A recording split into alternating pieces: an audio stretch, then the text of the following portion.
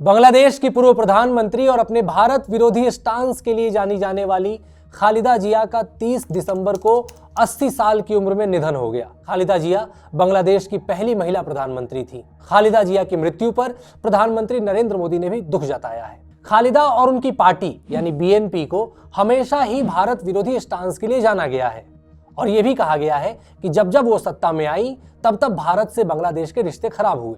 इसके अलावा शेख हसीना और खालिदा जिया की आपसी लड़ाई भी किसी से छुपी नहीं है। लेकिन एक ऐसा मौका भी आया जब कहते हैं कि भारत से खालिदा जिया के रिश्ते भी बेहतर हुए और भारत ने ही खालिदा जिया को प्रधानमंत्री बनाने में मदद भी की। लेकिन इस पूरी कहानी से पहले थोड़ा सा बांग्लादेश की इंटरनल पॉलिटिक्स और उसकी हिस्ट्री पर बात करनी जरूरी है। दरअसल बांग्लादेश की राजनीति की दो सबसे ताकतवर महिलाओं खालिदा जिया और शेख हसीना के बीच की चुनावी लड़ाई को बैटल ऑफ बेगम्स के नाम से जाना जाता रहा है। खालिदा जिया और शेख हसीना राजनीतिक रूप से एक दूसरे की धुर प्रतिद्वंदी मानी जाती रही हैं।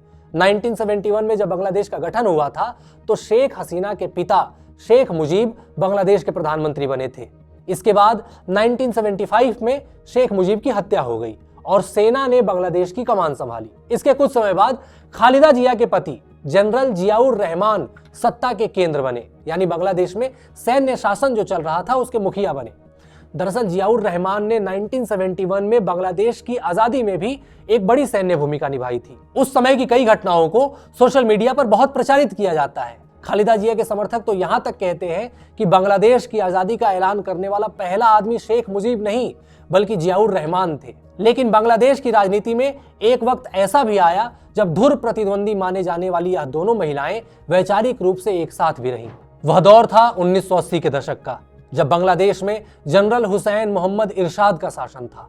इरशाद ने अस्थिरता के दौर में धीमे से बांग्लादेश की सत्ता हथिया ली थी और इरशाद ही वह आदमी था जिसने बांग्लादेश को वापस इस्लामीकरण और पाकिस्तान की तरफ धकेला। इरशाद के ही राज में 1983 में पहली बार कोई पाकिस्तानी विदेश मंत्री बांग्लादेश पहुंचा था और कहानी यही नहीं रुकी। उसके बाद ऐसी अनेक चीजें हुई जिसने पाकिस्तान और बांग्लादेश को एक साथ लाने में मदद की। 1986 में जनरल इरशाद खुद पाकिस्तान पहुंचा और तब पाकिस्तान में वो आदमी शासक हुआ करता था जो खुद पाकिस्तान को हार्डकोर इस्लाम की तरफ धकेलने का जिम्मेदार माना जाता है। जी हाँ, आप सही समझ रहे हैं, इरशाद की मुलाकात वहां जनरल जियाउल हक से हुई थी। एक रिसर्च ये भी कहती है कि इसी समय पाकिस्तान ने 1971 के वॉर के समय बांग्लादेश से भागकर पहुंचे लगभग 5000 लोगों को रिहैबिलिटेट किया था। यानी दोनों उस समय ऐसे भाई बंधु बन गए थे जैसे आज मोहम्मद यूनुस और आसिम मुनीर भाई बन रहे हैं। लेकिन इरशाद ने सिर्फ पाकिस्तान से नजदीकियां ही नहीं बढ़ाई बल्कि 1988 में बांग्लादेश की भीषण बाढ़ के समय जब भारत ने उसे मदद की तो वो भी काफी समय तक इरशाद उस मदद को टालता रहा। जनरल इरशाद के दौर में पाकिस्तान ने बांग्लादेश को फाइटर जेट्स देने तक की बात कही थी। बहरहाल खालिदा जिया और शेख हसीना को जनरल इरशाद का पाकिस्तान की तरफ यूं मुड़ना पसंद नहीं आया। एक तो मोहम्मद इरशाद ने बांग्लादेश में लोकतंत्र की हत्या कर दी, दूसरा लोकतंत्र की बात करने वालों को जेल में डाला और यहां तक कि खुद की पार्टी बनाकर एक फर्जी चुनाव टाइप भी करवा लिया था। दूसरी तरफ जिस पाकिस्तान के इस्लामी आइडिया से त्रस्त होकर बांग्लादेश बना था, जनरल इरशाद बांग्लादेश को उसी पाकिस्तान की तरफ वापस ले जा रहे थे। अब जाहिर सी बात है, जब ये सारी चीजें खालिदा जिया और शेख हसीना को पसंद नहीं आएंगी तो भारत को कैसे पसंद आएगी। जो पाकिस्तान भारत का धुर विरोधी है और जिसने बांग्लादेश न बनने देने के लिए भारत पर जंग थोप दी, हजारों लाखों लोगों को मार दिया और भारत को एक ऐसा शरणार्थी संकट दिया जिसके परिणाम आज तक हमें झेल रहे हैं, वो पाकिस्तान जब बांग्लादेश से क्लोज जाएगा तो भारत को समस्या तो होगी। लेकिन भारत ये तो नहीं कह सकता कि बांग्लादेश और पाकिस्तान के राष्ट्रपति मिले ही नहीं, ना ही भारत सीधे हमला करके इरशाद को चलता कर सकता था। ऐसे में काम आए दो धुर विरोधी, खालिदा जिया और शेख हसीना। लेकिन इरशाद के खिलाफ लड़ाई आसान नहीं थी। खालिदा जिया और शेख हसीना दो विपरीत ध्रुव थे और जनरल इरशाद से अकेले लड़ना किसी के बस का नहीं था। कहते हैं कि इसी दौर में भारत ने दोनों ध्रुवों को एक साथ किया, यानी शेख हसीना और खालिदा जिया को एक साथ लाया गया और ये काम हुआ भारतीय खुफिया एजेंसियों के जरिए। कई विशेषज्ञ यह बताते हैं कि भारत ने दोनों नेताओं को समझाया कि अगर आप अकेले लड़ोगे तो तानाशाह इरशाद तो कहीं नहीं जाएंगे और लोकतंत्र भी बांग्लादेश में वापस नहीं आएगा। दोनों नेताओं को यह बात समझ में आई, दोनों नेता एक हुए और इसके बाद वो हुआ जिसने बांग्लादेश से तानाशाह इरशाद को उखाड़ फेंका। 1983 में खालिदा जिया ने तानाशाह जनरल इरशाद के खिलाफ 7 पार्टियों का एक गठबंधन तैयार किया और ये गठबंधन इरशाद के खिलाफ बड़े प्रदर्शन करने लगे।